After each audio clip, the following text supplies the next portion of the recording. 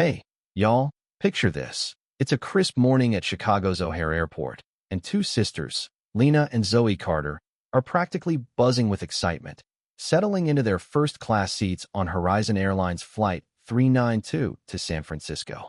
Lena, 25, just graduated with an MBA from Spelman, all-sharp blazer and quiet confidence, ready for a big tech consulting interview. Zoe, 22, a coding genius who breezed through Georgia Tech, is headed to pitch her AI startup to Silicon Valley big shots. They saved for months to splurge on these seats, wanting to arrive fresh, focused, ready to crush it. But before that plane even leaves the tarmac, they're staring down a nightmare that'll flip their world upside down and spark a firestorm nobody saw coming. It starts subtle, you know? They're sipping complimentary orange juice, soaking in the plush seats, when this flight attendant, Brenda Harris, rolls up, her smile tighter than a drum. "Tickets, please," she snaps, eyes narrowing like she's hunting for a glitch in their boarding passes. Lena pulls up the app, calm as ever. Seats 1A and 1B, first class. Brenda doesn't even blink, just studies the screen like it's a forged passport. "These are first-class seats," she says, her tone dripping with something that ain't quite right. Zoe, all fire and no filter, leans in. "Yeah, that's why we're sitting here." Brenda forces a smile, moves on, but keeps circling back, checking their tickets 3 times before takeoff, ignoring the white folks sipping champagne across the aisle. Lena whispers, "She's profiling us," and Zoe's already got her phone ready, just in case. Things go from bad to worse when Brenda returns with her sidekick, Mike, another flight attendant with a clipboard and a smirk.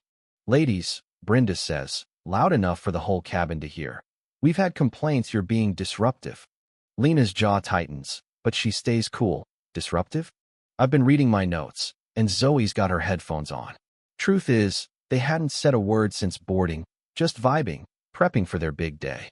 Turns out, a couple rows back, some entitled types, let's call them the Wilsons, had whispered to Brenda that Lena and Zoe didn't belong in first class, their glances screaming discomfort at seeing 2 young black women in their space. Brenda didn't question it, just ran with it. Mike chimes in, all fake politeness. "We've got some great economy seats where you'll be more comfortable." Zoe's eyes flash. "More comfortable than the seats we paid for?" "Nah, explain that logic." She hits record on her phone, and Brenda's face sours. "Put that away, recordings against policy." Zoe, sharp as a tack, fires back. "Actually, federal rules say I can record if I'm not interfering." And I'm not. The cabin's quiet now, heads turning, some passengers pretending to stare at their tablets, others gawking like it's a reality show. Lena steps in, voice steady. "We paid for these seats, haven't broken any rules. Why are we being singled out?" Brenda's done playing nice. "Move, or we'll have you removed."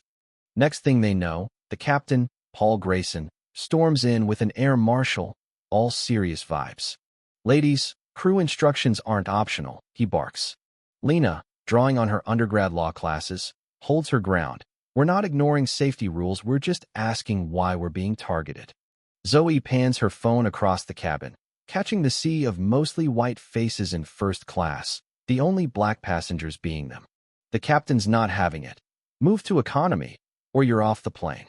Humiliation burns as they gather their bags, escorted through the aisle like criminals, whispers and stares trailing them. A woman in premium economy, Sarah Klein, a college professor, speaks up, "This is wrong, they didn't do anything." Brenda shuts her down, "Mind your business, ma'am." In economy, separated by rows, Lena pulls out her phone, dials their dad, Marcus Carter. "Dad, we've got a problem on Horizon Flight 392. Marcus, a low-key aviation lawyer with a 10% stake in Horizon's parent company, listens as Lena lays it out, every detail, every name, every slight. His voice is calm but razor-sharp. "Stay put. Don't argue. I've got this." What the sisters don't know is Marcus is already on the phone with Horizon CEO, David Wells, pulling strings most folks don't even know exist. The plane, supposed to be halfway to San Francisco by now, sits stuck at the gate, the captain mumbling about technical delays as passengers fidget, clueless about the storm brewing. An hour in, Zoe's phone pings her video, posted to her private Instagram. Somehow leaks public, and it's blowing up. Flying While Black and Horizon Horror are trending, racking up 100,000 views in minutes. People are sharing their own stories. Black travelers questioned about their seats, ignored for upgrades, profiled at check-in. Back in Atlanta, Marcus isn't just making calls. He's wielding his shareholder power, telling Wells, "This plane doesn't move until my daughters are back in their seats," with an apology, "and we're going to talk about your airline's whole culture." The Wilsons, who started this mess, are sweating now, their faces plastered online as the internet digs up their real estate empire, already drowning in bad reviews. 2 hours later, 3 suits board the plane. Horizon execs, led by VP Laura Thompson, all apologies and damage control. Laura grabs the intercom. "Folks, we're sorry for the delay. We're fixing a seating error." She heads straight to Zoe, then Lena. "Ms. Carter, what happened was unacceptable. Please return to first class." Heads turn as the sisters walk back, chins high, while the Wilsons are quietly moved to economy, their protests falling flat. Brenda and Mike? Gone from the flight, suspended pending investigation. Sarah, the professor, gets upgraded to first class too, flashing Lena a grin. "Karma's a good look on you." By the time they land in San Francisco, the video's at 3 million views, news crews waiting at the gate. Lena, poised as ever, tells the reporters, "This isn't just about us, it's about every Black traveler who's been made to feel less than." Horizon's stepping up, but the conversation's gotta keep going. Zoe chimes in. "Check the comments, thousands of people have stories like ours.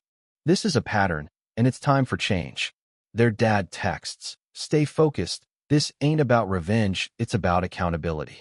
Over the next few days, Horizon stock tanks 20%, and Marcus, Lena, and Zoe sit down with Wells, laying out a plan.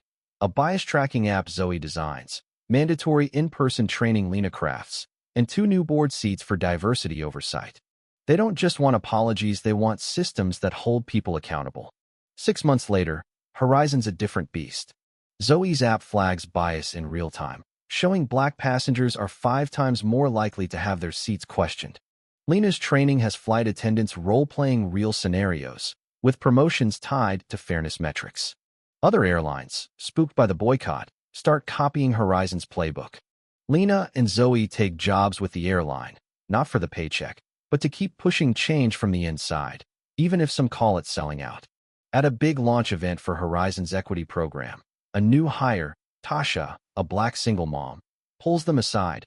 "I got this job because of what y'all did. I applied to airlines for years and got nowhere." Lena feels the weight of it. "We had dad's influence, most don't. That's why we're doing this." It's not perfect. Racism doesn't vanish with a new app or training session. But Lena and Zoe turn their pain into power, building systems so nobody else needs a big shot dad to get justice. So, what do you think? Have you ever been profiled, made to feel you didn't belong? Drop a comment, tell me your story. Was Horizon right to overhaul everything? Or are they just saving face? Hit that like button if you believe everyone deserves a fair shot, no matter who they are, and share this with someone who needs to hear it. Let's keep this conversation going. Your voice matters.